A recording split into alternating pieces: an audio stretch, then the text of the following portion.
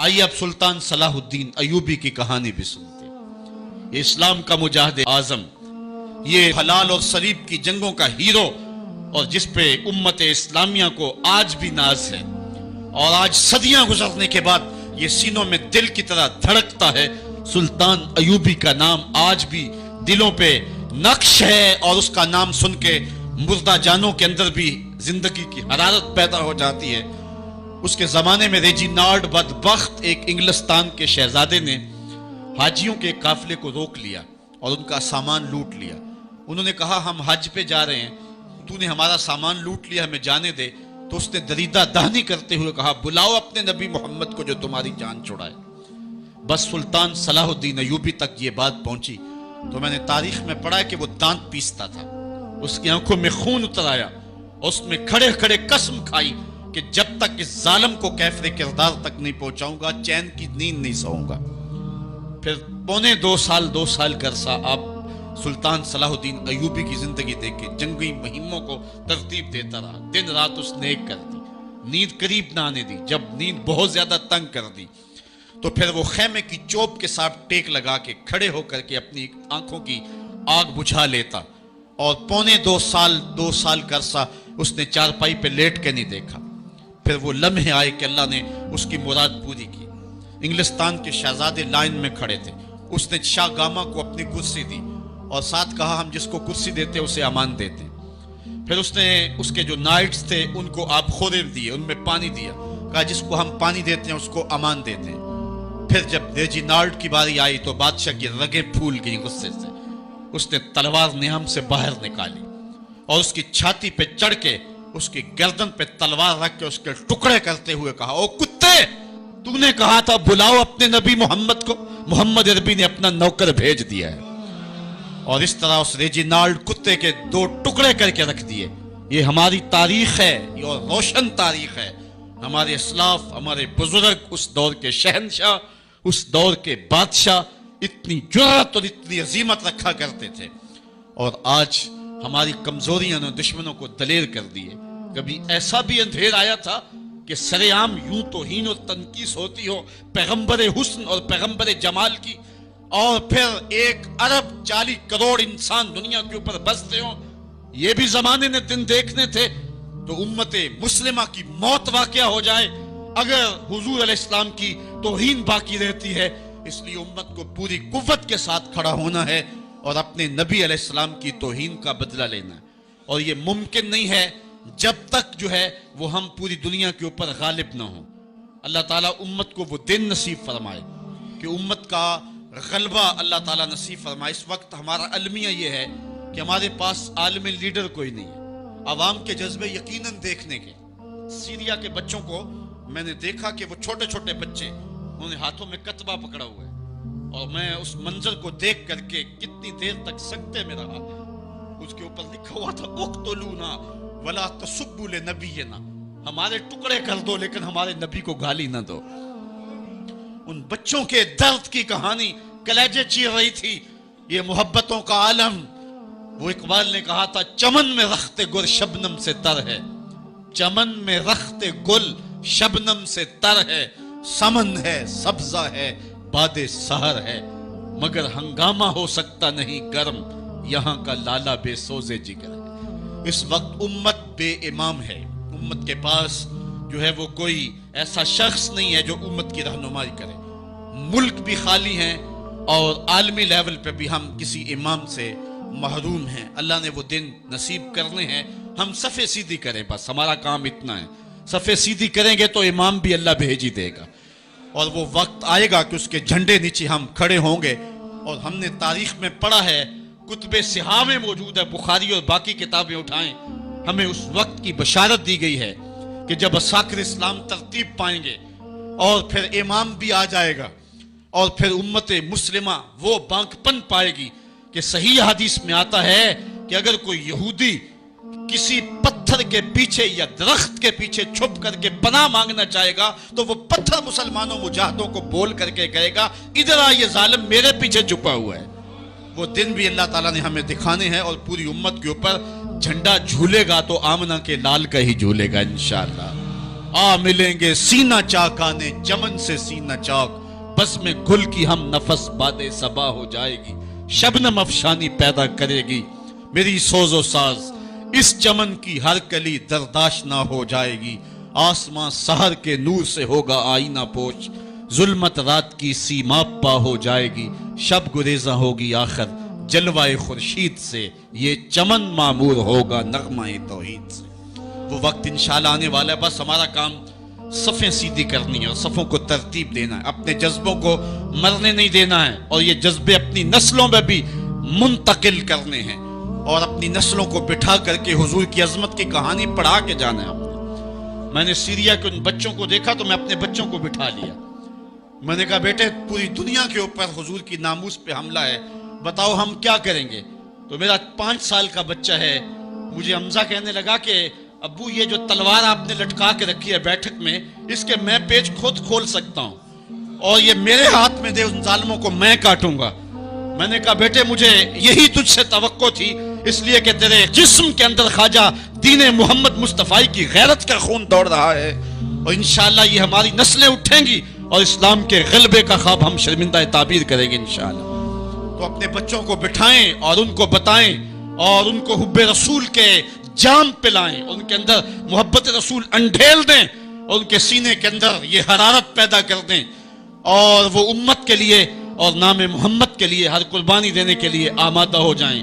انشاءاللہ وہ وقت دور نہیں ہے جب پوری دنیا کے اوپر اسلام کا جھنڈا جھولتا ہوا نظر آئے گا۔ ہم نے اپنے جذبوں کو ہر صورت بیدار رکھنا ہے، اور اگر انہوں نے توہین کی زبان کھولی ہے تو کروڑوں انسان حضور کی مدح میں زبانیں کھول لیں، صبح و شام وظیفہ درود و سلام کا لبوں پہ جاری کر لیں، اور حضور کے نام کا جھنڈا اٹھائیں۔ یہ گلیوں میں، یہ چوکوں میں، یہ بازاروں میں یہ احتجاج، یہ تو ایک معمولی کیفیت ہے، ہم تو اس سے آگے بھی اگر ہم بے بس ہیں، کر کچھ نہیں سکتے۔ سچی بات ہے، ہمارے اندر جو جذبوں کی کائنات ہے ان کو کچا چبا جائیں کہ جنہوں نے میرے آقا حضور نبی رحمت کی توہین اور تنقیس کی ہے، اس لیے جو ہم سے بن پڑا، جو ہم سے ہو سکا ہم نے وہ ضرور کرنا ہے۔ وہ کیا کہا تھا سودا نے کہ مجنو لیلا سے بازی نہ لے سکا پر سر تو دے سکا، کس منہ سے کرتے ہو دعویٰ عشق سودا، تم سے تو یہ بھی نہ ہو سکا۔ ہم نے دیکھنا ہے کہ ہم کیا کرتے ہیں، اس حوالے سے ہمارے جذبات کیا ہیں۔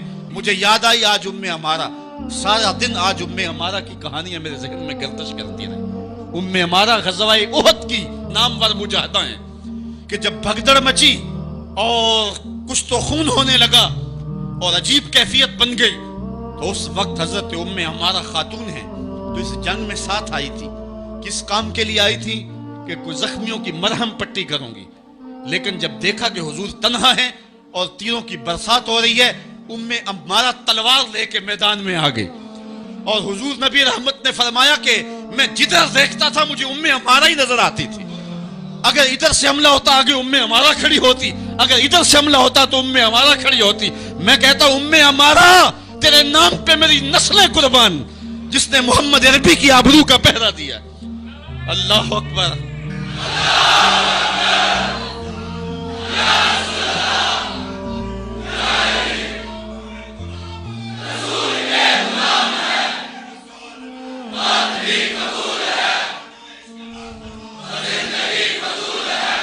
تمہارے جذبے سچے ہیں انشاءاللہ، شاید مغرب کو بھول ہو گئی ہے۔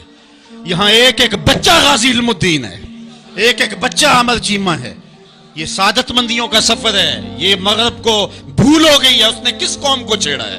ان کی غیرت مری ہوئی نہیں ہے، انہوں نے کچوکے دیے، زخم دیے، امت کو معاشی بحران میں مبتلا کر دیا۔ روز پیٹرول کے بم ہمارے اوپر گرتے ہیں لیکن ہم کبھی میدان میں نہیں آئے۔ لیکن سارے معاملات کے اندر ہم کمپرومائز کر سکتے ہیں، کمزوری بھی دکھا سکتے ہیں۔